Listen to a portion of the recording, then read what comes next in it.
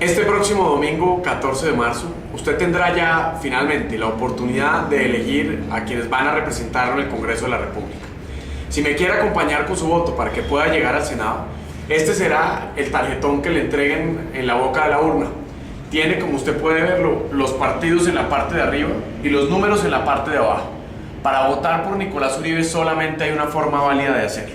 Primero, debe marcar por el partido de la U, que es el partido al que yo pertenezco, y luego por el número 88. Solamente de esta forma, marcando el partido y el número en este tarjetón, podré yo obtener el voto con el que usted quiere ayudarme para llegar al Congreso. No hay posibilidad de equivocarse en esto.